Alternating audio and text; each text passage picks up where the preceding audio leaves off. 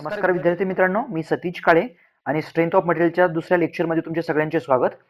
आणि तुम्हाला याची PDF ही एक्झाम स्टडी 1 या टेलिग्राम चॅनलवरती भेटणार आहे. आणि तुम्ही पुढच्या टेक्निकल सिरीजसाठी एक्झाम स्टडी या यूट्यूब चॅनलला सबस्क्राईब करू शकता. चला, आपण कालच्या क्लासमध्ये काही टाइप्स ऑफ द मटेरियल्स बघितले. आपण मुख्यतः होमोजिनियस, आयसोट्रॉपिक वगैरे वगैरे. तसंच आपण त्यामध्ये मागच्या क्लासमध्ये आपण काही टाइप्स ऑफ द लोड्स बघितले. चला, आजच्या क्लासमध्ये आपण सुरुवात करूया आजच्या लेक्चरची ऑर्थोट्रॉपिक मटेरियलनं. ऑर्थोट्रॉपिक मटेरियल काय असतंय याविषयी आपण क्वेश्चन एक्सपेक्ट करू शकतो. ऑर्थोट्रॉपिक मटेरियल आपण बघितलं, मटेरियल होमोजिनियस काय असतंय, आयसोट्रॉपिक काय असतंय, किंवा त्याच्यामध्ये अनआयसोट्रॉपिक काय असतंय, आपण हे बघितलं. ऑर्थोट्रॉपिक काय असतंय मटेरियल, एक्झाम्पल असंच एक मटेरियल घेतो मी, याला म्हणतो मी ऑर्थोट्रॉपिक मटेरियल. ऑर्थो म्हणजे काय? ऑर्थो म्हणजे परपेंडिक्युलर डायरेक्शन, परपेंडिक्युलर, आणि ट्रॉपिक म्हणजे डायरेक्शन. म्हणून ऑर्थोट्रॉपिक म्हणजे परपेंडिक्युलर डायरेक्शनला ॲट अ पॉइंट, एका पॉइंटला परपेंडिक्युलर डायरेक्शनला प्रॉपर्टीज ह्या वेगवेगळ्या असतात. परपेंडिक्युलर डायरेक्शन म्हणलं की एक्स डायरेक्शन आलं, वाय डायरेक्शन आलं आणि झेड डायरेक्शन आलं. या टाईपचं मटेरियल त्याला आपण म्हणतो ऑर्थोट्रॉपिक मटेरियल. म्हणजे इकडं ई ची व्हॅल्यू वेगळी असणार, एक्झाम्पल 100 मेगापास्कल, इकडे असणार काहीतरी 200 मेगापास्कल, किंवा इकडे असणार काहीतरी 50 मेगापास्कल. ह्याचा एक्झाम्पल कुठला आहे? ह्याचा एक्झाम्पल आहे एक्झाम्पल प्लायवूड. लेअर्ड स्ट्रक्चर, कुठल्याही लेअर्ड स्ट्रक्चर्सला आपण ऑर्थोट्रॉपिक मटेरियल म्हणू शकतो आपण. तसंच आणखी एक क्वेश्चन आहे माझं की अनआयसोट्रॉपिक आपण जे काल बघितलं त्याचं एक्झाम्पल काय आहे? अनआयसोट्रॉपिक मटेरियलचं एक्झाम्पल आहे बघा, कंपोजिट्स. कंपोजिट्स म्हणजे काय? एकापेक्षा जास्त मटेरियलपासून जे मटेरियल बनलेलं आहे त्याला आपण कंपोजिट्स म्हणतो. त्या मटेरियल आपण एक्झाम्पल कॉन्क्रीट असेल, कॉन्क्रीट आरसीसी मध्ये काय असते, कॉन्क्रीटमध्ये काय असते, कॉन्क्रीट बनलेलं असतं बघा, रेनफोर्स आरसीसी सिमेंट. त्यामध्ये सिमेंट असते, वॉटर असते, काही सँड असते, काही प्रमाणात माइल्ड स्टील असते. या टाईपमध्ये त्याला आपण म्हणतो अनआयसोट्रॉपिक. तर माझा तुम्हाला क्वेश्चन असा असणार आहे की तुम्हाला होमोजिनियसचं मला एक्झाम्पल खाली पोस्ट करायचंय, नंतर मला तुम्ही सांगायचंय आयसोट्रॉपिकचं एक्झाम्पल मला तुम्ही खाली पोस्ट करायचंय, आणि त्याच टाईपमध्ये होमोजिनियस आणि अनआयसोट्रॉपिक. चला, हे मी सांगतो, मला तुम्ही 2 एक्झाम्पल खाली पोस्ट करायचे आहेत. चला, एक मटेरियल असतं बघा होमोजिनियस अँड आयसोट्रॉपिक. असं काय मटेरियल असणार आहे होमोजिनियस आणि आयसोट्रॉपिक? एक्झाम्पल, ह्या मटेरियलला म्हणतो मी होमोजिनियस आणि आयसोट्रॉपिक. कुठल्या कंडिशनमध्ये म्हणायचं याला होमोजिनियस आणि आयसोट्रॉपिक? असं मटेरियल की कुठल्याही पॉइंटला, पॉइंट हा घ्या की हा घ्या की हा घ्या, कुठल्याही पॉइंटला आणि कुठल्याही डायरेक्शनला, ही डायरेक्शन घ्या की ही डायरेक्शन घ्या की ही डायरेक्शन घ्या, ही डायरेक्शन घ्या, ही डायरेक्शन घ्या की ही डायरेक्शन घ्या, सगळ्या डायरेक्शनला प्रॉपर्टी सगळ्या सारख्याच. Example 100 megapascal, 100 megapascal, 100 megapascal, E ची व्हॅल्यू आहे 100 मेगापास्कल, 100 मेगापास्कल, 100 मेगापास्कल. अशा मटेरियलला आपण म्हणतो होमोजिनियस आणि आयसोट्रॉपिक मटेरियल, जे की आपलं स्ट्रेंथ ऑफ मटेरियलचं पहिलंच अझम्पशन आहे बघा. खरं बघितलं तर स्ट्रेंथ ऑफ मटेरियलमध्ये हे सगळे अझम्पशन्स आहेत. ॲट ॲक्च्युअलमध्ये असं मटेरियल पॉसिबल होऊ शकत नाही स्ट्रेंथ ऑफ मटेरियलमध्ये. ॲट ॲक्च्युअलमध्ये आपण बघतो की मटेरियलच्या प्रॉपर्टीज सगळ्या वेगवेगळ्या असतात, वेगवेगळ्या डायरेक्शनला सुद्धा. या टाईपमध्ये चला, हे सगळे अझम्पशन्स आहेत. आपण कालच्या क्लासमध्ये अझम्पशन डिस्कस केले आहेत, आपण कालच्या क्लासमध्ये लोड सुद्धा डिस्कस केले आहेत. चला, आपण आज नवीन सुरू करूया. याच्यामध्ये टाइप्स ऑफ द स्ट्रेसेस. आजच्या क्लासची सुरुवात आहे टाइप्स ऑफ स्ट्रेसेस. स्ट्रेसेस कुठल्या कुठल्या टाईपचे असतात आपल्यासाठी हा महत्वाचा पॉइंट आहे. स्ट्रेसेस म्हणलं की त्याच्यामध्ये स्ट्रेस म्हणलं की ध्यानात ठेवायचं कधी, स्ट्रेस हा इंटरनल रेजिस्टिंग फोर्स असतो बघा. हा स्ट्रेसला आपण असं लूजली जर डिफाईन करायचं असेल तर internal resisting force upon the area, त्याला आपण रफली काय म्हणतो, स्ट्रेस म्हणत असतो. हा त्याला आपण स्ट्रेस म्हणतो. पण स्ट्रेसचे आपल्याला टाईप बघायचे आहेत. मग स्ट्रेसचे कुठले कुठले टाईप्स असतात? तर स्ट्रेसचे मुख्यतः या टाईपमध्ये आपण त्याला कॅटेगराईज करूया. तर स्ट्रेसचे टाईप असतात डायरेक्ट स्ट्रेस आणि दुसरा असतो इनडायरेक्ट स्ट्रेस.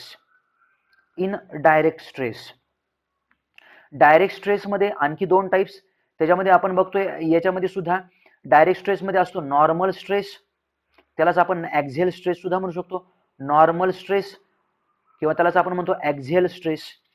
नाहीतर ह्याला दुसरा ऑप्शनमध्ये असतो डायरेक्ट स्ट्रेसमध्ये शियर स्ट्रेस. नंतर इनडायरेक्ट स्ट्रेसेसमध्ये स्ट्रेसेस हे डायरेक्ट ॲक्शनमुळे तयार न होता इनडायरेक्ट ॲक्शनमुळे तयार होत असतात. Example bending stress. आपल्याला माहिती आहे की बेंडिंगमुळे स्ट्रेस तयार होत असतो बघा. आणि नंतर असतो टॉर्शनमुळे तयार होणारा stress, torsional stress. Torsional stress. आता टॉर्शनमुळे खरं तर शिअर स्ट्रेस तयार होत असतो बघा. शिअर स्ट्रेसला आपण टाऊन दाखवतो, त्याला आपण म्हणतो शिअर स्ट्रेस. इकडे या, इथं या शिअर स्ट्रेसला आपण टाऊन दाखवतो आणि नॉर्मल स्ट्रेसला आपण सिग्मा दाखवणार आहोत. स्टँडर्ड सिम्बॉल आपण वापरणार आहोत. आणि नंतर इथं बेंडिंग स्ट्रेस असतो बघा. बेंड, कुठला ऑब्जेक्ट बेंड केल्यामुळं त्याच्यामध्ये अल्टरनेट टेन्शन आणि कम्प्रेशन तयार होत असतं. अल्टरनेट टेन्शन आणि कम्प्रेशन तयार होत असतं अशा बेंडिंगमुळं. तर त्याच्यामुळे बेंडिंगचा स्ट्रेस हा सिग्मा बी, हा बेंडिंग स्ट्रेस. हे जे स्ट्रेसेस आहेत बघा राईट साईडचे, त्याला आपण म्हणतो इनडायरेक्ट स्ट्रेस. इनडायरेक्ट ऍक्शनमुळे ते तयार झालेले आहेत, बेंडिंगमुळं आणि टॉर्शनमुळं. Indirect stress. खरं तर इनडायरेक्ट स्ट्रेस म्हणजे असे स्ट्रेसेस असतात की जे डायरेक्टली त्याला त्या पर्टिक्युलर कंपाऊंडला रप्चर किंवा ब्रेक करण्याचा प्रयत्न करत नाहीत. डायरेक्ट स्ट्रेसेस काय करतात, डायरेक्टली त्याला कट करण्याचा, रप्चर करण्याचा प्रयत्न करत असतात. त्याला आपण डायरेक्ट स्ट्रेसेस म्हणतो. आता नॉर्मल स्ट्रेसमध्ये आपण डिटेलमध्ये डिस्कस करूया. नॉर्मल स्ट्रेस काय असतो. एक्झाम्पल मी इथं एक कंपोनंट घेतो. खरं तर नॉर्मल स्ट्रेसेसमध्ये दोन टाईप. चला हे बघण्याच्या अगोदर नॉर्मल स्ट्रेसेसमध्ये दोन टाईप. एक असतो टेन्साईल स्ट्रेस आणि दुसरा असतो compressive stress. Compressive stress, tensile स्ट्रेसला आपण प्लस सिग्मा लिहितो आणि कम्प्रेसिव्ह स्ट्रेसला आपण मायनस सिग्मा लिहितो. का लिहितो हेही आपण बघणार आहोत याच्यामध्ये. आता नॉर्मल स्ट्रेस आणि ऍक्झियल स्ट्रेस म्हणजे काय. एक्झाम्पल हे समजण्यासाठी एक एक्झाम्पल असा एक मेंबर घ्या तुम्ही. असा एक रॉड घ्या. त्या रॉडचा हा लॉन्जिट्युडनल ऍक्सिस. असे वेगवेगळे ऍक्सिस असतात बघा. हे ऍक्सिसला म्हणतो मी longitudinal axis. Because along the length आहे तो, अलॉंग द लेंथ आहे, ही त्याची लेंथ आहे त्या स्पेसिमनची, त्याला आपण म्हणतो लॉन्जिट्युडनल ऍक्सिस.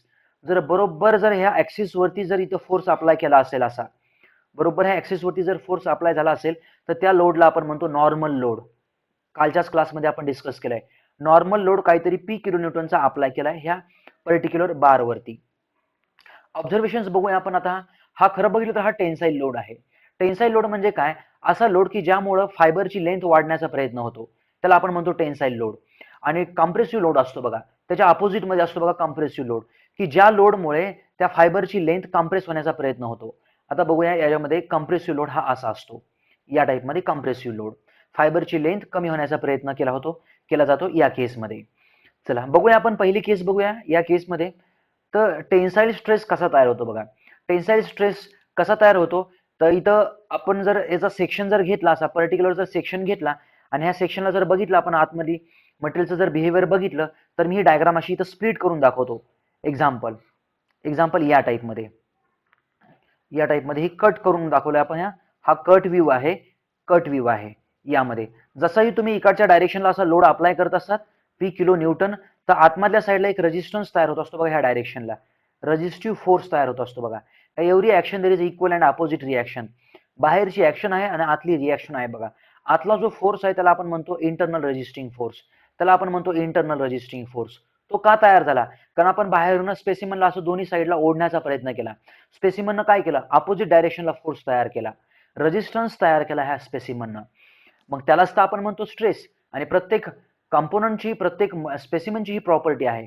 तर स्ट्रेस कसा डिफाइन करता येईल. स्ट्रेस इक्वल्स टू काय, it is the internal resisting force acting per unit area. हा पर्टिक्युलर एरियावरती ऍक्ट होतो. कुठला एरिया, हा एरिया आहे बघा त्याचा, हा एरिया आहे त्याचा.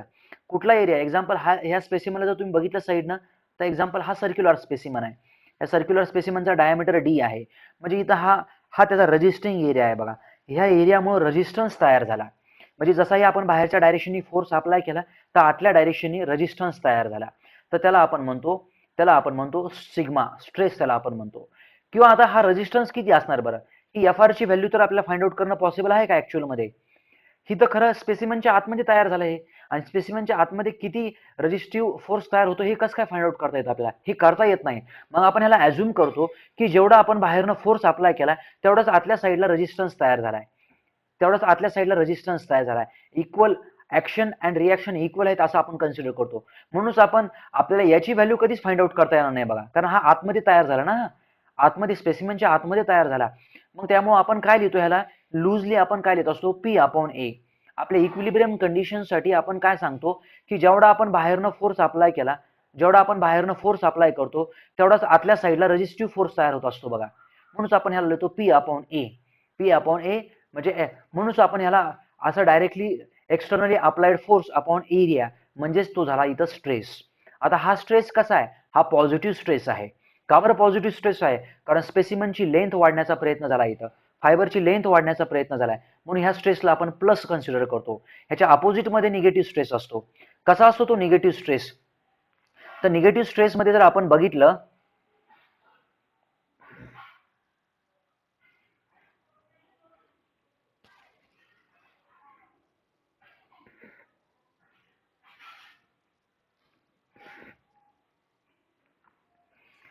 हा निगेटिव्ह स्ट्रेसमध्ये जर बघितलं आपण, निगेटिव्ह स्ट्रेसमध्ये जर बघितलं आपण, तर P equals to minus P by A मला असं लिहावं लागणार आहे.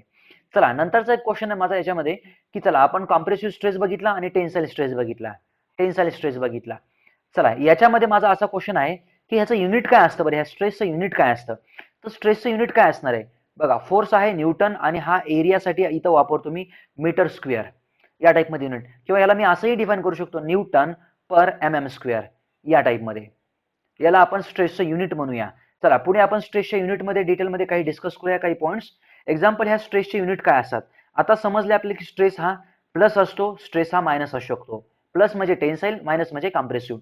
पण स्ट्रेसच्या युनिटमध्ये जर आपण बघितलं मुख्यतः याच्यामध्ये याचं युनिट येतं हे newton per metre square. But newton per metre स्क्वेअरलाच आपण काय म्हणतो, पास्कल म्हणत असतो बघा, यालाच आपण पास्कल म्हणत असतो. किंवा मी आणखी हायर युनिट्समध्ये जर मला जायचं असेल तर स्ट्रेसेसच्या हायर युनिटमध्ये पण जाऊ शकतो मी. एक्झाम्पल बघा, याच्यामध्ये मेगा पास्कल आहे याचं युनिट, त्याच्या अगोदर असतं हे किलो पास्कल युनिट असतं याचं, किलो पास्कल, मेगा पास्कल, हे गिगा पास्कल, हे सगळे स्ट्रेसेसचे युनिट्स आहेत बघा. तर किलो पास्कल म्हणजे काय, 10⁻³ पास्कल या टाईपमध्ये आलं. हे मेगा पास्कल म्हणजे काय, 10⁻6 पास्कल आलं या टाईपमध्ये. आणि गिगा पास्कल म्हणजे काय, 10⁻9 हे पास्कल आलं या टाईपमध्ये. चला किलो पास्कलला मला जर न्यूटन पर एम स्क्वेअर मध्ये, किंवा चला न्यूटन पर मीटर स्क्वेअर मध्ये लिहिणं तर सोपं आहे, 10⁻³ ऍड करा.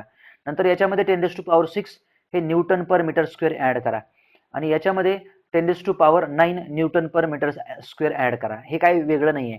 चला याच्यामध्ये काही जे वेगळं असेल ते इथं लिहितो मी. जर मला क्वेश्चन विचारला तर न्यूटन पर एम स्क्वेअर मध्ये कसं येईल हे, तर न्यूटन पर एम स्क्वेअर मध्ये कसं येईल मला तुमच्या साईडनं आन्सर पाहिजे. येस, तुम्ही विचार करा याच्यामध्ये, तर इथं येईल -3.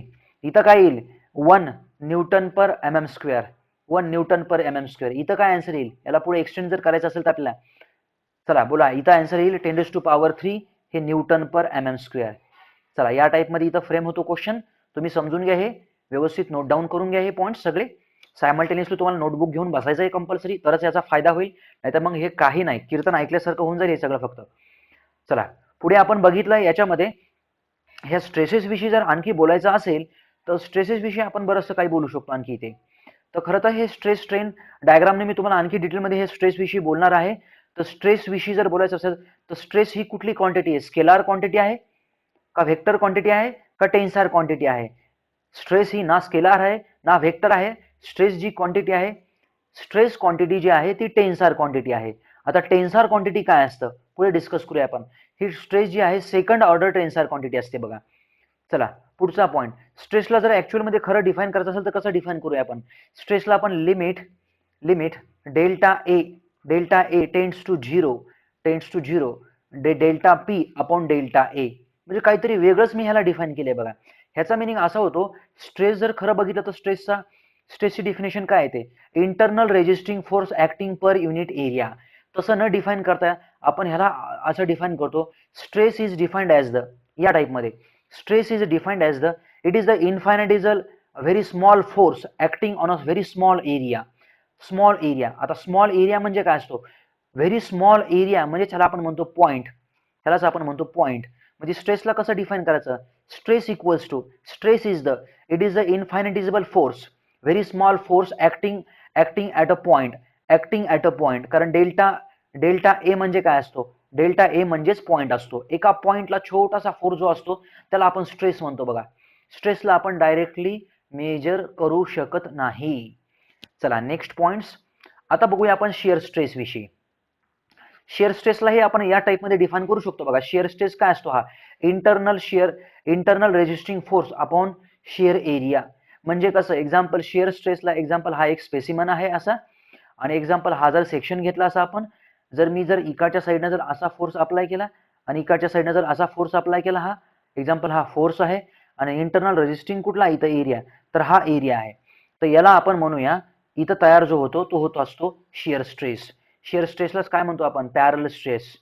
तो कुठं कुठं तयार होत असतो, तो स्पेसिमनच्या ह्या क्रॉस सेक्शनवरती तयार होत असतो बघा, ह्या स्पेसिमनच्या इथं क्रॉस सेक्शनवरती.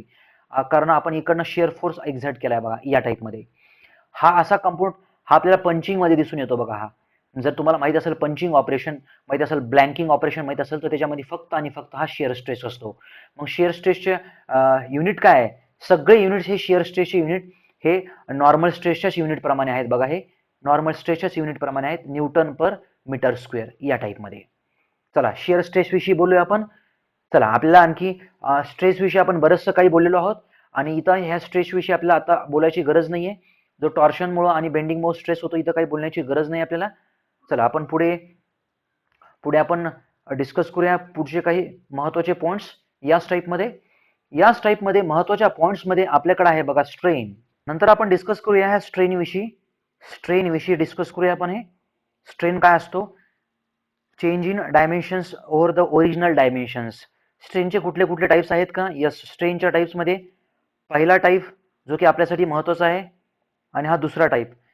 एक्झाम्पल पहिल्या टाइपमध्ये मी इथं लिहितोय नॉर्मल स्ट्रेन, नॉर्मल स्ट्रेन. आणि दुसरा जो टाइप आहे त्याला आपण म्हणतो शिअर स्ट्रेन, शिअर स्ट्रेन. बघूया आपण याची डिस्कस करूया शिअर स्ट्रेन. आता नॉर्मल स्ट्रेन मध्ये सुद्धा आणखी टाइप्स आहेत. त्यामध्ये टाइप नंबर 1 आहे लॉन्जिट्युडनल स्ट्रेन. काय असतोय करूया डिस्कस, लॉन्जिट्युडनल स्ट्रेन. नंतर आहे याच्यामध्ये सेकंड टाइप जो आहे त्याला आपण म्हणतो लॅटरल स्ट्रेन. त्याचे नाव सुद्धा वेगवेगळे आहेत आणखी. आणि थर्ड जो टाइप आहे त्याला आपण म्हणतो व्हॉल्युमेट्रिक स्ट्रेन, व्हॉल्युमेट्रिक स्ट्रेन. या टाइपमध्ये याचे 3 टाइप्स आहेत. तर बघूया आपण नॉर्मल स्ट्रेन विषयी बोलूया आपण अगोदर. नॉर्मल स्ट्रेन विषयी, तर नॉर्मल स्ट्रेनला समजून घेण्यासाठी एक डायग्राम. एक्झाम्पल असा एक सिलेंड्रिकल रॉड आहे बघा, सिलेंड्रिकल बार आहे. त्याची लेंथ आहे एल, एल सेंटीमीटर किंवा एल मीटर. आणि त्याचा डायमीटर आहे बघा, एक्झाम्पल त्याला डायमीटर आहे डी, डायमीटर आहे डी. त्याच्यावरती जर आपण असा फोर्स अप्लाय केला, एक्झाम्पल हा नॉर्मल फोर्स मी असा अप्लाय केलाय पी किलो न्यूटनचा. काय होतं याचे चेंजेस आपल्याला डिस्कस करायचे. पी किलो न्यूटनचा लोड ज्यावेळेस आपण अप्लाय करतो त्यावेळेस आपल्याला माहिती आहे काय होणार आहे याच्यामध्ये. याच्यामध्ये काहीतरी ऑब्झर्वेशन्स आपल्याला दिसून येणार आहेत. एक्झाम्पल ओरिजिनल लेंथ आहे एल ओ आणि ओरिजिनल डाय आहे बघा डी ओ. तर ह्याचं ऑब्झर्वेशन आपल्याला असं दिसून येईल. सुरुवातीला आता थोडीशी मोठी डायग्राम ड्रॉ करतो कारण मला इथं समजून सांगायचे तुम्हाला हे पॉईंट्स. सुरुवातीला आपली ही डायग्राम होती अशी, ही डायग्राम होती अशी आपली. हा रॉड होता, सिलेंड्रिकल रॉड होता. आपण त्याच्यामध्ये अशी या डायरेक्शनला ॲक्झियल लोड अप्लाय केलाय आपण. आणि त्याच्यामध्ये आपण ओरिजिनल लेंथ सांगितली होती याच्यामध्ये एल ओ, एल ओ. आणि त्याचा ओरिजिनल डाया इथं सांगितलं होतं आपण डी ओ, ओरिजिनल म्हणजे सुरुवातीचा डायामीटर. आणि जसंही आपण याच्यावरती फोर्स अप्लाय केला तर याचा डायमीटर असा कमी होणार आहे, डायमीटर कमी होणार आहे, त्याची लेंथ वाढणार आहे बघा. ही जी डॉट डॉट डॉट डॉट जी डायग्राम ड्रॉ केली मी ती याची फायनल डायग्राम आहे. एक्झाम्पल लोड अप्लाय केल्यानंतर म्हणजे याची लेंथ किती झाली, तर याची लेंथ झाली बघा काहीतरी फायनल लेंथ एल एफ. याची लेंथ झाली एल एफ. आणि त्याचा जो डायमीटर आहे तो झाला डी एफ, फायनल डायमीटर. कशामुळं, ह्या फोर्समुळं, पी मुळं. मग आता इथं सगळ्या टाईपचे स्ट्रेन आलेत आपल्याला. बघूया सगळ्या टाईपच्या स्ट्रेनमध्ये पहिला स्ट्रेन बघूया आपण. कुठला आहे आपला पहिला स्ट्रेन, लॉन्जिट्युडनल स्ट्रेन. लॉन्जिट्युडनल स्ट्रेनला आपण लिनियर स्ट्रेन सुद्धा म्हणतो. कुठला स्ट्रेन असतो बरं, हा ज्या डायरेक्शनला तुम्ही फोर्स अप्लाय केला त्या डायरेक्शनचे जर डायमेन्शन चेंज होत असेल तर त्याला आपण म्हणतो लॉन्जिट्युडनल. म्हणजे कसं, स्ट्रेनला आपण नॉर्मल स्ट्रेनला आपण एप्सिलॉन न दाखवणार आहोत, त्याला आपण म्हणतो नॉर्मल स्ट्रेन. आणि शिअर स्ट्रेनला आपण दाखवणार आहोत एक तर फाय नाही तर एक तर गॅमा. शिअर स्ट्रेनला आपण फाय नाही तर गॅमाने दाखवणार आहोत नॉर्मल स्ट्रेनला. आता लॉन्जिट्युडनल, लॉन्जिट्युडनल किंवा लिनियर नॉर्मल स्ट्रेनला आपण कसं डिफाईन करतो, change in length upon original length, त्याला आपण असं म्हणतो. मग चेंज इन लेंथ काय आहे, चेंज इन लेंथ म्हणजे काय, final length minus original length upon upon original length. तर याला आपण म्हणतो लॉन्जिट्युडनल किंवा लिनियर स्ट्रेन याला आपण म्हणतो. बघा ज्या डायरेक्शनला फोर्स अप्लाय केलाय, जर एक्स डायरेक्शनला जर फोर्स असेल, ह्या डायरेक्शनला फोर्स आहे, तर ह्या डायरेक्शनचे पॅरामीटर कुठले चेंज होतात, तर ह्या डायरेक्शनची ही लेंथ चेंज होते बघा, लेंथ चेंज होते. म्हणून त्याला आपण म्हणतो लॉन्जिट्युडनल किंवा लिनियर स्ट्रेन. नंतर असतो बघा लॅटरल स्ट्रेन. लॅटरल स्ट्रेनचं आपण दुसरं नाव देतो ट्रान्सव्हर्स स्ट्रेन. ट्रान्सव्हर्स स्ट्रेन म्हणजे का बरं असं का म्हणतो आपण याला ट्रान्सव्हर्स स्ट्रेन, म्हणजे जर तुम्ही एक्स डायरेक्शनला जर फोर्स अप्लाय करत असाल तर वाय डायरेक्शनचे डायमेन्शन जर चेंज होत असेल तर त्याला आपण म्हणतो ट्रान्सव्हर्स स्ट्रेन. आणि इथंही तसंच होत आहे. आता फोर्स जो आहे तो एक्स डायरेक्शनचा फोर्स आहे, एक्स डायरेक्शनचा फोर्स आहे आणि डायमेन्शन्स हे वाय डायरेक्शनला चेंज होत आहेत. म्हणजे lateral strain equals to transverse strain equals to change in dia upon original dia. मग चेंज इन डाया म्हणजे काय? Final dia minus original dia upon upon original dia, याला आपण म्हणतो लॅटरल स्ट्रेन, जो की इथं मायनस येणार आहे.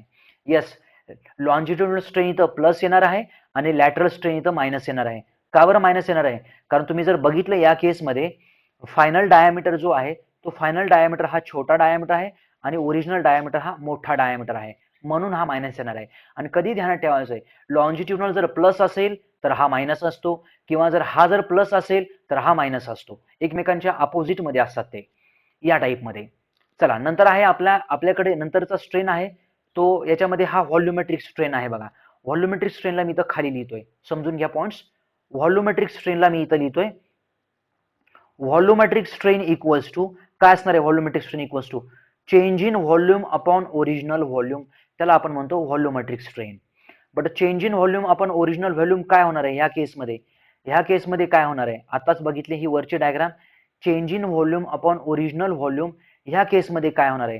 खरं बघितलं तर एक ध्यानात ठेवा, नॉर्मल स्ट्रेनची मी डेफिनेशन लिहितोय तुम्हाला इथं. नॉर्मल स्ट्रेनला मी इथं डिफाईन करतोय.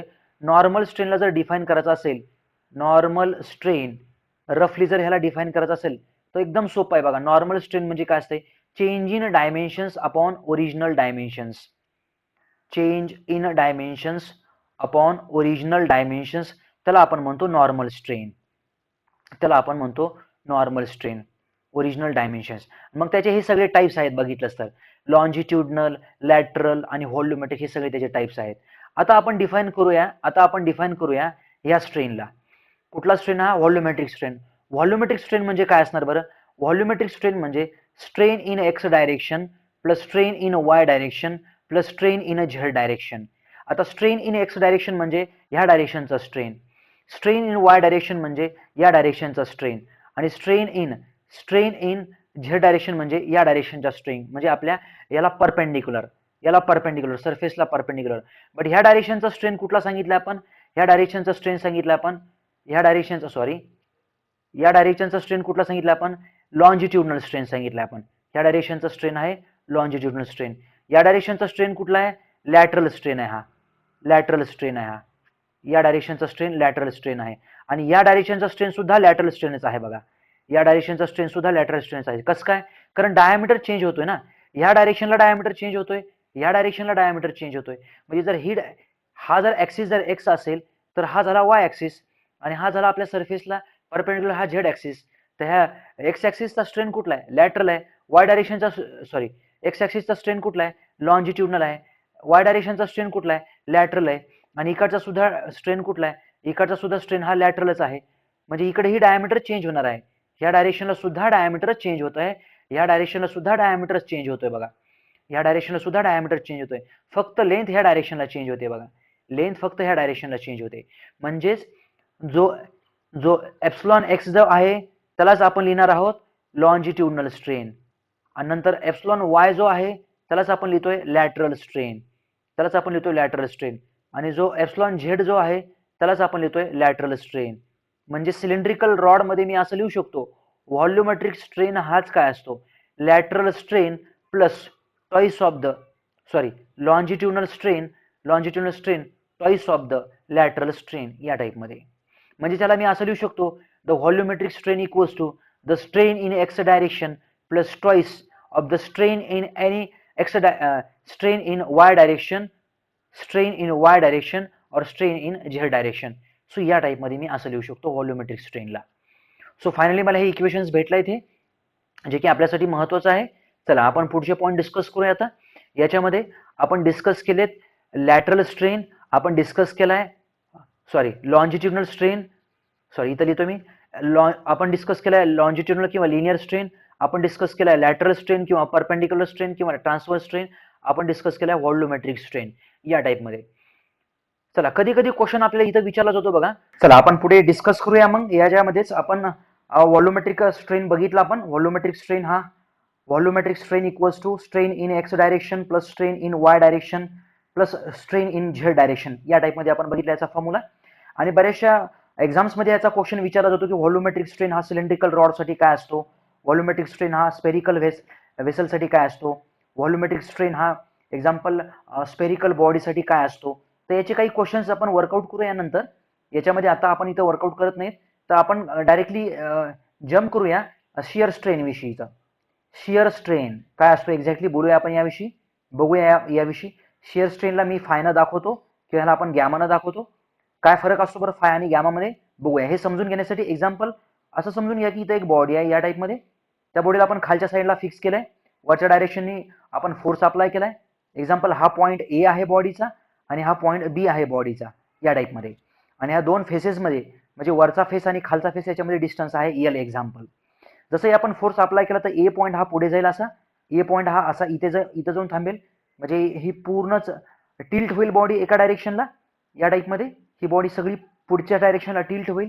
किती डिस्टन्सनं हा पॉईंट शिफ्ट झाला, एक्झाम्पल हा शिफ्ट झाला काहीतरी डेल्टा डिस्टन्सनं. जेवढा ए पॉईंट हा शिफ्ट झाला डेल्टा डिस्टन्सनं तेवढाच बी पॉईंट सुद्धा डेल्टा डिस्टन्सनं शिफ्ट होणार आहे. मग हा जो अँगल असतो बघा, ह्या अँगलला आपण म्हणतो शिअर अँगल. ह्या अँगलला आपण लिहितो फाय, ह्या अँगलला लिहितो आपण इथं फाय. मग फाय इक्वल्स टू काय आलं, फाय इक्वल्स टू काय आलं तर lateral displacement upon the distance between the faces, म्हणजे डेल्टा अपॉन एल आलं. पण फाय इक्वल्स टू थोडी असतं ते असं टॅन फाय इक्वल्स टू असतं. टॅन फाय मीन्स समोरची साईड आणि ही लगतची साईड म्हणजे बाजूची side, opposite to the adjacent या टाईपमध्ये टॅन फाय. पण ज्यावेळेस फाय हा छोटा असतो तर आपण असं लिहितो बघा, tan phi is almost equals to phi. म्हणून मी ह्याला असं लिहिलं पुढे की डेल्टा अपॉन एल, त्यालाच आपण म्हणतो शिअर अँगल किंवा शिअर स्ट्रेन या टाईपमध्ये. एक कन्सेप्ट असा बनतो, त्यालाच आपण गॅमा इक्वल्स टू, खरं तर gamma equals to phi equals to, त्याला आपण असं लिहितो डेल्टा अपॉन एल. हा आहे अँगल, बट हा छोटा असल्यामुळे आपण ह्याला शिअर स्ट्रेन अँगल म्हणतो आणि हा आहे स्पेशली शिअर स्ट्रेन या टाईपमध्ये. डेल्टा अपॉन एल, डेल्टा म्हणजे लॅटरल डिस्प्लेसमेंट आणि एल म्हणजे दोन फेसेस मधलं डिस्टन्स या टाईपमध्ये. चला पुढच्या केसमध्ये आणखी शिअर स्ट्रेन कसा असतो, शिअर स्ट्रेनला आणखी समजून घेण्यासाठी आणखी एक वेगळी डायग्राम. खरं तर ही डायग्राम या टाईपमध्ये, इथं शिअर स्ट्रेस अप्लाय झाला, इथं शिअर स्ट्रेस अप्लाय झाला, ह्या फेसवरती शिअर स्ट्रेस अप्लाय झाला, ह्या फेसवरती शिअर स्ट्रेस अप्लाय झालाय. आता शिअर स्ट्रेस अप्लाय झाल्यामुळं यामध्ये काय होणार आहे, यामध्ये ही जी बॉडी आहे अशी डायगोनली स्ट्रेच होते बघा, डायगोनली स्ट्रेच होते आणि ह्या डायगोनली अशी कम्प्रेस होत असते बघा ही बॉडी. म्हणजे कसं या टाईपमध्ये आपण असं बोलूया की ही बॉडी आपल्याला अशी दिसून येईल बघा, ही बॉडी आपल्याला ही अशी दिसून येईल काहीतरी या टाईपमध्ये. डायगोनली स्ट्रेच होणार आहे, एका डायगोनलला स्ट्रेच झाली आहे, म्हणजे या डायरेक्शनला ती स्ट्रेच होते आणि या डायरेक्शनला ती अशी कम्प्रेस होते या टाईपमध्ये. कम्प्रेस नाही सॉरी एक्सपांड होते या टाईपमध्ये. सर चला बघूया आपण यामध्ये जर बघितलं आपण तर याच्यामध्ये शिअर स्ट्रेन कसा येतो, याच्यामध्ये शिअर स्ट्रेन या टाईपमध्ये लिहा, हा शिअर स्ट्रेन आहे. एक्झाम्पल इथं फाय आणि इथं फाय. एक्झाम्पल याला आपण लिहू शकतो 5/2 आणि याला लिहू शकतो आपण 5/2 या टाईपमध्ये शिअर स्ट्रेनचा कन्सेप्ट असतो. चला पुढे शिअर स्ट्रेन आपला संपलाय आणि आपण महत्वाच्या प्रॉपर्टीज इथं डिस्कस करतोय. Elastic properties, elastic constants. Elastic constant एक नवीन पॉइंट आहे. इलॅस्टिक कॉन्स्टंट्स कुठले असतात इलॅस्टिक कॉन्स्टंट्स. इलॅस्टिक कॉन्स्टंट म्हणलं की त्याच्यामध्ये आपण लिहितो ई आलं, जी आलं, म्यू आलं, के आलं, हे सगळे इलॅस्टिक कॉन्स्टंट्स आहेत. जरा इथं साईडला लिहितोय मी, त्यामध्ये पहिलाच लिहितोय मी हा ई. ईला आपण अगोदरही बोललो, ई म्हणजे आहे मॉड्युलस ऑफ इलॅस्टिसिटी किंवा त्याला आपण म्हणतो यंग्स मॉड्युलस. काय असतो बरं हा, normal stress is directly proportional to the normal strain. त्याच्यामध्ये आपण प्रोपोर्शनॅलिटी रिमूव्ह करतो. आता हा झाला हुक्स लॉ, त्याला आपण म्हणतो हुक्स लॉ. आणि हुक्स लॉ कुठपर्यंत ऍप्लिकेबल असतो, प्रोपोर्शनल लिमिट पर्यंत हा हुक्स लॉ ऍप्लिकेबल असतो. पुढे मी याच्या नंतरच्या व्हिडिओमध्ये टेन्शन टेस्टमध्ये हे सगळं सांगणारच आहे. मग आपण इथं लिहितो stress equals to E into epsilon. म्हणजेच पुढे मी ह्याला असं लिहू शकतो E equals to sigma upon epsilon या टाईपमध्ये. सिग्मा इथं आहे नॉर्मल स्ट्रेस आणि हा आहे normal strain. Normal stress upon normal strain is nothing but the Young's modulus. काय युनिट असतं बरं यंग्स मॉड्युलसचं, आपल्याला माहिती की ह्या स्ट्रेनला युनिट नसतं बघा. स्ट्रेनला काय युनिट नसतं, कारण स्ट्रेन म्हणजे काय असतं, change in length upon original length किंवा change in dimension upon original dimension. म्हणून ह्याला युनिट नसतं, नो युनिट. मग याचा युनिट काय असणार आहे, लेफ्ट साईडचं युनिट आणि राईट साईडचं युनिट सेम असायला पाहिजे बघा. मग लेफ्ट साईडचं युनिट आणि राईट साईडचं युनिट, राईट साईडला कशामध्ये युनिट आहे, राईट साईडला फक्त स्ट्रेसला युनिट असणार आहे न्यूटन पर मीटर स्क्वेअर. खाली तर युनिट नाही आहे, नो युनिट. म्हणजे डायरेक्टली याचं युनिट काय आलं, न्यूटन पर मीटर स्क्वेअर. किंवा इलाच आपण काय लिहितो वेगवेगळ्या ह्याच्यामध्ये आपण इलाच लिहू शकतो kilo kilo pascal, mega pascal, mega pascal, giga pascal या टाईपमध्ये आपण लिहू शकतो, कारण पास्कल विषयी आपण आताच बोललेलो आहोत.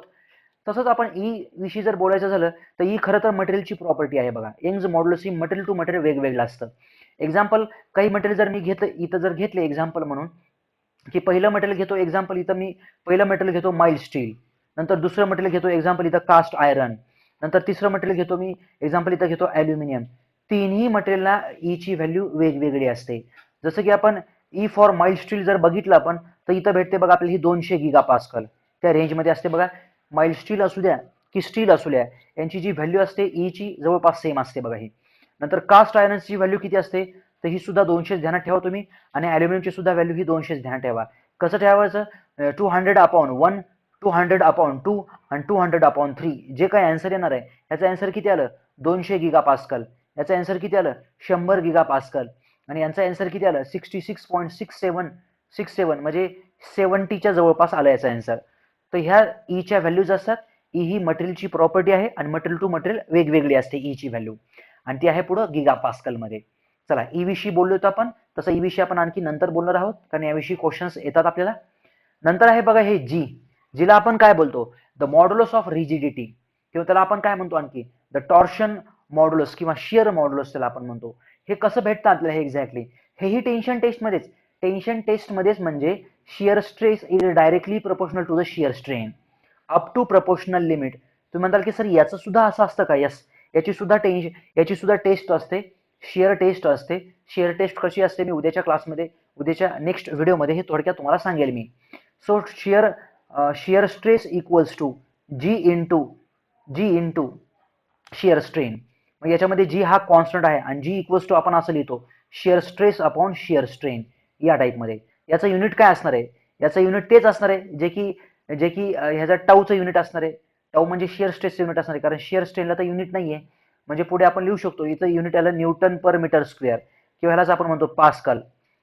मग हे किलो पास्कल असेल जर मोठी व्हॅल्यू सांगायची असेल, त्याच्यापेक्षा मोठी व्हॅल्यू जर सांगायची असेल तर मेगा पास्कल, त्यापेक्षाही मोठी व्हॅल्यू जर आपल्याला एक्सप्रेस करायची असेल तर याला गिगा पास्कल आपण असं लिहितो. हे बोललो मी जी विषयी. इथं सुद्धा प्रोपोर्शनल लिमिट येऊनच जातं. चला थर्ड आहे आपण ई विषयी बोलूयात, नंतर हे जी विषयी बोलूयात, आणि एक महत्वाचं इलॅस्टिक प्रॉपर्टीजमध्ये इलॅस्टिक कॉन्स्टंटमध्ये आपल्याला लिहायचं पुढं हे म्यूलाच आपण म्हणतो पॉयझन्स रेशो. काय असतोय याविषयी आपण डिस्कस करूया. पॉयझन्स रेशो म्हणजे काय असतोय हा lateral strain upon longitudinal strain किंवा यालाच आपण म्हणतो लॅटरलच आपण म्हणतो transverse strain upon linear strain, किंवा यालाच आपण असं म्हणू शकतो the strain in Y direction upon strain in X direction. कुठल्या केसमध्ये? आपण जी मागची केस कन्सिडर केली त्या केसमध्ये जर असा जर लोड अप्लाय केला असेल तर ह्या डायरेक्शनचा स्ट्रेन असतो एक्स स्ट्रेन किंवा लॉन्जिट्युडनल स्ट्रेन, आणि ह्या डायरेक्शनचा जो स्ट्रेन असतो त्याला आपण म्हणतो लॅटरल स्ट्रेन किंवा त्यालाच आपण म्हणतो ट्रान्सवर्स स्ट्रेन किंवा त्यालाच आपण म्हणतो स्ट्रेन इन वाय डायरेक्शन. या टाईपमध्ये आपण लिहू शकतो. आणि मी तुम्हाला आत्ताच सांगितलं की जर एक स्ट्रेन जर पॉझिटिव्ह असेल तर दुसरा स्ट्रेन हा निगेटिव्ह असतो, म्हणून इथं आपण मायनस साईन आपण ह्याला रिप्लेस करू शकतो, मायनस साईन लिहू शकतो. आणि ह्याच फॉर्म्युल्यामध्ये जर आपण तुम्हाला आठवत असेल मागचा फॉर्म्युला त्याच्यामध्ये लिहिलं होतं आपण change in dia upon original dia upon ह्याला काय लिहितो आपण change in length upon original length. चला चेंज इन डाया काय होता? चेंज इन डाया होता final diameter minus original dia upon original dia upon इथं change in length final length minus original length upon original length या टाईपमध्ये. आणि इथं आपल्याला लिहायला लागेल मायनस साईन, कारण फायनल डाया आणि ओरिजिनल डाया आपण आता डिस्कशन केलंय ह्या पॉयझन्स रेशो विषयीचं. चला पॉयझन्स रेशो विषयी आणखी काही महत्वाचे पॉईंट्स म्हणजे पॉयझन्स रेशोची आपल्याला रेंज विचारली जाते बघा. पॉयझन्स रेशोची रेंज काय असते? तर पॉयझन्स रेशोची इंजिनिअरिंग मटेरियलला रेंज असते 0 to 0.5 ही रेंज असते, आणि फॉर ऑल मटेरियल सगळ्या मटेरियलसाठी पॉयझन्स रेशोची रेंज असते -1 to -1.5. म्हणजे हा पहिला पॉईंट काय हे झालं इंजिनिअरिंग मटेरियलसाठी पॉयझन्स रेशो 0 to 0.5 असतो, आणि सगळ्या मटेरियलसाठी -1 पासून 0.5 पर्यंत याची व्हॅल्यू असते या टाईपमध्ये. पुढे आपण डिटेल याच्या व्हॅल्यू विषयी बोलूया. चला पुढे याच्या पुढच्या डिटेल आपल्याला माहितीच पाहिजे. याच्यामध्ये पॉयझन्स रेशो विषयी क्वेश्चन्स असतो आपल्याला. पॉयझन्स रेशो इंजिनिअरिंग मटेरियलचा किती असतो, तर आताच बोललोय आपण इंजिनिअरिंग मटेरियलचा पॉयझन्स रेशो हा 0 to 0.5 असतो. मग क्वेश्चन असतो की आपल्याला पॉयझन्स रेशो कुठल्या मटेरियलला 0 असतो, तर पॉयझन्स रेशो हा कॉर्क मटेरियलला 0 असतो, mu equals to 0. Third point, Poisson's रेशोची मॅक्सिमम व्हॅल्यू कुठल्या मटेरियलसाठी असते, पॉयझन्स रेशोची मॅक्सिमम व्हॅल्यू जी असते ती असते 0.5 आणि ती कुठल्या मटेरियल असते, ती असते रबर, ती असते पॅराफिन, ती असते वॅक्स. या मटेरियलला पॉयझन्स रेशोची व्हॅल्यू सगळ्यात जास्त असते. आणखी पॉयझन्स रेशोची व्हॅल्यू 0.5 किंवा परफेक्टली इनकम्प्रेसिबल मटेरियलला पॉयझन्स रेशो काय असतो, परफेक्टली इनकम्प्रेसिबल मटेरियलला पॉयझन्स रेशो असतो 0.5. आणखी परफेक्टली प्लास्टिक मटेरियलला पॉयझन्स रेशो काय असतो, तो सुद्धा 0.5. ध्यानात ठेवायचे हे पॉइंट्स. परफेक्टली प्लास्टिक मटेरियल आणि इनकम्प्रेसिबल मटेरियल ह्या दोघांसाठी पॉयझन्स रेशो हायेस्ट म्हणजे 0.5 असतो या टाईपमध्ये. नंतरचा फोर्थ क्वेश्चन, पॉयझन्स रेशो कॉन्क्रीटला किती असतो, असा क्वेश्चन आहे आपल्याकडे. पॉयझन्स रेशो कॉन्क्रीटला किती असतो, तर पॉयझन्स रेशो कॉन्क्रीटला 0.2 ही रेंज असते. कॉन्क्रीटसाठीची ही रेंज असते. त्याला आपण असं लिहू शकतो 1/10 टू 2/10, सोपं या टाईपमध्ये कॉन्क्रीटसाठी. आपण आता पॉयझन्स रेशो बघूया काही कॉमन मटेरियलसाठी ज्याविषयी आपल्याला क्वेश्चन आणखी विचारला जातो. पॉयझन्स रेशो विचारला जातो आपल्याला स्टीलसाठी आणि पॉयझन्स रेशो विचारला जातो आपल्याला कॉन्क्रीट मटेरियलसाठी, ब्रिटल मटेरियलसाठी. त्यामध्ये आपण कॅटेगोराईज जर केलं याला तर सोपं आहे. पॉईंट ध्यानात ठेवायचा, जर पॉयझन्स रेशोची जर व्हॅल्यू 0.25 पेक्षा जर रफली जास्त असेल तर तो असतो जनरली स्टीलसाठी किंवा डक्टाईल मटेरियलसाठी. जर पॉयझन्स रेशोची जर व्हॅल्यू 0.25 पेक्षा जर कमी असेल तर ती असते ब्रिटल मटेरियलसाठी. हे झालं डक्टाईल मटेरियलसाठी आणि हे झालं ब्रिटल मटेरियलसाठी. काही क्वेश्चन्स घेऊ आपण, त्यानुसार तुम्हाला इथं याची व्हॅल्यू समजून येईल, याची रेंज समजून येईल. तर पॉयझन्स रेशोची रेंज एकदा डिस्कस करूया. पॉयझन्स रेशोची व्हॅल्यू जास्तीत जास्त कुठपर्यंत असू शकते, जास्तीत जास्त 0.5 पर्यंत असू शकते आणि कमीत कमी कुठपर्यंत असू शकते, 0 पर्यंत असू शकते इंजिनिअरिंग मटेरियल्सला. मायनस जी व्हॅल्यू असते बघा, ही -1 जी व्हॅल्यू असते पॉयझन्स रेशोची, ती असते बघा बायोलॉजिकल मटेरियल्सला. एक्झाम्पल ह्युमन स्किन, त्यासाठी पॉयझन्स रेशो हा निगेटिव्ह मध्ये असतो या टाईपमध्ये. चला काय, किंवा त्याच्यामध्ये काही मेम्ब्रेन्स असू शकतात, काही सेल्स असू शकतात, त्या टाईपमध्ये पॉयझन्स रेशोची व्हॅल्यू मायनसमध्ये पण असते. चला याविषयी आपण बरेचसे काही पॉईंट्स बोललो आहोत. आता पुढे आपण डिस्कस करूया. नेक्स्ट नवीन प्रॉपर्टी आहे आपली 4 नंबरची, त्याला आपण म्हणतोय केला आपण म्हणतोय बल्क मॉड्युलस. काय असतं हे बल्क मॉड्युलस, चला डिस्कस करूया. Example, stress is a directly proportional to the volumetric strain. कुठल्या केसमध्ये बरं होतं हे exactly, hydrostatic state of stress condition मध्ये असं दिसून येतं आपल्याला. आता तुम्ही म्हणाल की sir hydrostatic state of stress condition काय असते, तर hydrostatic state of stress condition ध्यानात ठेवा ह्या केसमध्ये. एक्झाम्पल असा एक एलिमेंट आहे, इथं एक स्ट्रेस अप्लाय होतो, इकडच्या डायरेक्शनला एक स्ट्रेस अप्लाय होतो, इकडच्या एक डायरेक्शनला स्ट्रेस अप्लाय होतो. तिथं आहे सिग्मा एक्स आहे, इकडे आहे सिग्मा वाय आहे आणि इकडे आहे सिग्मा झेड आहे या टाईपमध्ये. सिग्मा झेड आहे, याच्यामध्ये शिअर स्ट्रेस जो असतो तो 0 असतो बघा. आता याविषयी मी पुढे डिटेलमध्ये बोलणार आहे. खरं तर ही आपल्यासाठी इम्पॉर्टंट कंडिशन आहे, पण पुढे मी इथं डिस्कस करेल या कंडिशन विषयी. मग असे 3 जर स्ट्रेसेस जर अप्लाय झाले, 3 स्ट्रेसेस जर अप्लाय झाले तर तुम्हाला याचा व्हॉल्यूम चेंज दिसणार आहे, याचा व्हॉल्यूम चेंज होणार आहे. आता हा सगळे टेन्साइल स्ट्रेसेस आहेत, but hydrostatic state of stress म्हणले की sigma x equals to sigma y equals to sigma z equals to sigma, तिघांची ही व्हॅल्यू सेम असते आणि त्याच्यामध्ये शिअर स्ट्रेस जो असतो तो 0 असतो. एवढंच ध्यानात ठेवा. बाकीचे सगळे पॉईंट मी नंतर रिपीट करेल की हायड्रोस्टॅटिक स्ट्रेस हा कसा कॉम्प्रेसिव्ह असतो, स्ट्रेस हा कसा टेन्साइल असतो या टाईपमध्ये. तर इथं आपण बघूया, stress is a directly proportional to strain, but कुठला स्ट्रेन आहे, व्हॉल्युमेट्रिक स्ट्रेन आहे. मग stress equals to K into volumetric strain या टाईपमध्ये. कारण के काय आहे, हा कॉन्स्टंट आहे. मग के मी इक्वल्स टू लिहू शकतो, के इक्वल्स टू हा stress normal stress upon volumetric strain, यालाच तर मी म्हणतो बल्क मॉड्युलस. हाच तर असतो बल्क मॉड्युलस यामध्ये, या टाईपमध्ये असेल हे बल्क मॉड्युलस. चला पुढे आपण बल्क मॉड्युलसला असं लिहू शकतो का, K equals to sigma upon volumetric strain म्हणजे काय असतो, change in volume upon original volume या टाईपमध्ये आपण बल्क मॉड्युलसला डिफाइन करतो. चला आपण 4 प्रॉपर्टी महत्त्वाच्या डिस्कस केल्यात. यामध्ये इलेस्ट्रिक कॉन्स्टंटमध्ये, इलेस्ट्रिक प्रॉपर्टीजमध्ये पहिलं आपण ई डिस्कस केलंय, नंतरचं आपण हे जी डिस्कस केलंय, नंतरचं आपण हे पॉयझन्स रेशोला डिस्कस केलंय, वेगवेगळ्या मटेरियलचा हा पॉयझन्स रेशो बघितला आपण, नंतर हे के डिस्कस केलंय. चला इलेस्ट्रिक कॉन्स्टंट विषयी जर बोलायचं असेल आपल्याला, तर हे जे म्यू असेल हे greater than or equals to 0 असू शकतं हे, आपण बघितलं याच्यामध्ये. आणि हे सगळं हे जी ई असेल, हे जी असेल आणि हे के असेल, यांची कंपल्सरी व्हॅल्यू ही 0 पेक्षा जास्त असते. कुठल्याच मटेरियलला यांची व्हॅल्यू 0 नाहीये. चला याच्यामध्ये आणखी काही क्वेश्चन जर बोलायचे असेल तर याच्यामध्ये क्वेश्चन विचारला जातो आपल्याला रिलेशन बिटवीन ई, जी, म्यू, के याविषयीचं रिलेशन, जे की आपल्यासाठी कंपल्सरी महत्वाचं आहे. त्यामध्ये पहिलंच रिलेशन ध्यानात ठेवायचं आहे. याच्यामध्ये पहिलं रिलेशन आहे बघा, याच्यामध्ये E equals to 3k 1 minus 2 mu. कशामध्ये रिलेशन आहे? E Young's modulus, K bulk modulus आणि म्यू पॉइझन्स रेशो यामधलं रिलेशन आहे. नोट डाऊन करायचं आपल्याला हे. नंतर ई इक्वल्स टू दुसरं रिलेशन आहे याच्यामध्ये, E equals to 2g 1 plus mu. हे तिघांमधलं रिलेशन आहे. ई, जी अँड म्यू मधलं हे रिलेशन आहे. तसंच आणखी एक रिलेशन, कशामध्ये रिलेशन पाहिजे आपल्याला? आपलं रिलेशन पाहिजे ई मध्ये, के मध्ये आणि जी मध्ये आता रिलेशन पाहिजे. तर हे कसं येतं relation? E equals to 9kg upon 3k plus G या टाईपमध्ये रिलेशन्स. आणि नंतर चौथं रिलेशन आणखी तुम्हाला जर हवं असेल तर खरं बघितलं तर हे दोन रिलेशनच महत्वाचे आहेत आपल्यासाठी. ह्या दोन रिलेशनवरच पुढचे रिलेशन सगळे डिराईव्ह होत असतात. यामध्ये सोपे हे डेरिव्हेशनसाठी.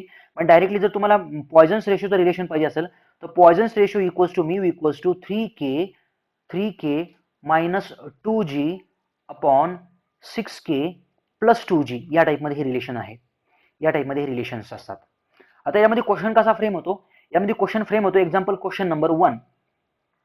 क्वेश्चन आपल्याला दिला जातो की एक्झाम्पल पॉइझन्स रेशोची काहीतरी व्हॅल्यू दिली असते आपल्याला. Example Poisson's ratio equals to दिला आपल्याला काहीतरी 0.4 किंवा पॉइझन्स रेशो दिला आपल्याला काहीतरी 0.4. हा चला 0.4 घ्या. आणि क्वेश्चन विचारला असतो की find the ratio of E by K. तर हा क्वेश्चन कसा सॉल्व्ह करता येईल? आपल्याला माहिती आहे की ई इक्वल्स टू काय आपल्याकडं 3k 1 मायनस 2 म्यू या टाईपमध्ये आहे. मग आपण पुढे ठेवूया याच्यामध्ये 3k 1 मायनस 2 इंटू किती दिलाय? हा 0.4 दिलाय. म्हणजे 0.4 equals to 3k into 1 minus 4 आणि हे 2 8 0.8 इथं आलं हे. म्हणजे इक्वल्स टू काय आलं? 3k इंटू 0.2 आलं हे. आणि इक्वल्स टू काय आहे इथं? हे ई आहे. म्हणजे इक्वल्स टू आपल्याला इकडे घेऊ शकतो आपण E by K equals to हे 3 आणि हे 0.2 यांचं मल्टिप्लिकेशन म्हणजे 0.6 आपलं इथं आन्सर आलं. या टाईपमध्ये इथं क्वेश्चन फ्रेम होतो. किंवा क्वेश्चन नंबर 2 याच्यामध्ये सोपा क्वेश्चन की याच्यामध्ये आणखी आपला याच टाईपमध्ये काहीतरी ही म्यूची व्हॅल्यू मेन्शन केली असेल, इथं काहीतरी म्यूची व्हॅल्यू मेन्शन केली असते आणि ई आणि जीचा रेशो विचारलेला असतो. नाहीतर मग आणखी याच्यामध्ये म्यूची काहीतरी व्हॅल्यू दिली असते, एक्झाम्पल 0.2 दिली आहे, जीची व्हॅल्यू काहीतरी मेन्शन केली असते 200 मेगापास्कल असं काहीतरी, आणि मग इथं आपल्याला विचारला असतो हा ई विचारला जातो. नाहीतर मग आपल्या याच्यामध्ये हा के विचारला जातो. तर या टाईपमध्ये आपण कॅल्क्युलेट करू शकतो. या टाईपमध्ये असे क्वेश्चन्स इथं फ्रेम होत असतात. चला आणखी दुसरा टाईप इथं क्वेश्चन फ्रेम होणारा ते आहेत इलेस्टिक कॉन्स्टंट्स. काही मटेरियलसाठीचे इलेस्टिक कॉन्स्टंट्स. जे 4 इलेस्टिक कॉन्स्टंट आहेत ते वेगवेगळ्या मटेरियलला आपल्याला विचारले जातात. कुठल्या वेगवेगळ्या मटेरियलला इलेस्टिक कॉन्स्टंट विचारले जातात? एक्झाम्पल इलेस्टिक कॉन्स्टंट्स एक्झाम्पल इथं याच्यामध्ये आपण एक टेबल तयार करूया. इथं लिहितो मी हे मटेरियल, इथं लिहितो मी ही इंडिपेंडंट इलेस्टिक कॉन्स्टंट्स, आणि नंतर लिहितो हे डिपेंडंट इलेस्टिक कॉन्स्टंट्स. याविषयी आपल्याला इथं क्वेश्चन फ्रेम होतो, in dependent elastic constants. Question कसा फ्रेम होतो की क्वेश्चन आपल्याला फ्रेम होतो, पहिलं मटेरियल आपण घेऊया आयसोट्रॉपिक मटेरियल घेऊया. क्वेश्चन कसा असतो की आयसोट्रॉपिक मटेरियलला इंडिपेंडंट इलेस्टिक कॉन्स्टंट किती आहेत आणि डिपेंडंट इलेस्टिक कॉन्स्टंट किती लागतात डिफाईन करण्यासाठी. एक ध्यानात ठेवा, हा चार्ट ध्यानात ठेवा, जास्त डिटेलमध्ये जायची गरज नाही. गेटला आपण जास्त डिटेलमध्ये जातो. याच्यामध्ये आयसोट्रॉपिक मटेरियल जर असेल त्याला इंडिपेंडंट इलेस्टिक कॉन्स्टंट 2 लागतात आणि डिपेंडंट इलेस्टिक कॉन्स्टंट इथं 4 लागतात. जर मटेरियल ऑर्थोट्रॉपिक मटेरियल असेल तर त्यासाठी इंडिपेंडंट इलेस्टिक कॉन्स्टंट हे आपल्याला 9 लागतात आणि डिपेंडंट इलेस्टिक कॉन्स्टंट हे आपल्याला 12 म्हणजे 12 लागतात. नंतर याच्यामध्ये तिसरं मटेरियल जर घेतलं आपण अनआयसोट्रॉपिक म्हणजे पहिल्या मटेरियलच्या अपोजिटमध्ये, याच्यामध्ये इंडिपेंडंट इलेस्टिक कॉन्स्टंट किती लागतात? तर याच्यामध्ये लागतात 21 इंडिपेंडंट इलेस्टिक कॉन्स्टंट आणि इनफायनाइट डिपेंडंट इलेस्टिक कॉन्स्टंट इतके लागतात आपल्याला. नंतर याच्यामध्ये क्वेश्चन असा असतो की होमोजिनियस अँड आयसोट्रॉपिक जर मटेरियल असेल तर यासाठी इलेस्टिक कॉन्स्टंट किती लागतात? तर यासाठी सुद्धा 4च इलेस्टिक कॉन्स्टंट लागतात. कुठलं मटेरियल? होमोजेनस आणि आयसोट्रॉपिकला. हे सगळे क्वेश्चन्स आहेत. प्रत्येक याच्यावरती क्वेश्चन्स विचारला जातो आपल्याला. ध्यानात ठेवा 2, 4, 9, 12, इकडे 21 आणि इकडे हे इनफायनाइट या टाईपमध्ये. आणखी एक क्वेश्चन असतो, which of the following is correct for metals. मेटल्सला कुठलं करेक्ट आहे? क्वेश्चन आहे माझ्याकडे इथं, मेटल्सला कुठलं करेक्ट आहे? तर मेटल्सला आता कुठलं करेक्ट आहे? याच्यामध्ये पहिलं ऑप्शन असतं E is greater than G is greater than K. Option दुसरा आहे E is greater than K is greater than G या टाईपमध्ये. ऑप्शन थर्ड आहे याच्यामध्ये G is greater than K is greater than E. याच्यामध्ये चौथं option आहे none of the above. Example none of the above. त्याचा करेक्ट आन्सर आहे बघा E is greater than K is greater than G. हे ध्यान ठेवायचं आहे. मेटल्ससाठी हेच करेक्ट असतं या टाईपमध्ये. जर काही तुम्हाला डाऊट्स असतील याच्यामध्ये आजच्या ह्या लेक्चर्समध्ये तर तुम्ही खाली पोस्ट करू शकता. आणि याची पीडीएफ जी असणार आहे ही एक्झाम स्टडी 1 ह्या टेलिग्राम चॅनलवरती अवेलेबल असणार आहे मेकॅनिकलसाठी आणि हे सिव्हिलसाठी. आपण लगेचच आजच मी दुसरं लेक्चर पोस्ट करणार आहे. So thank you students.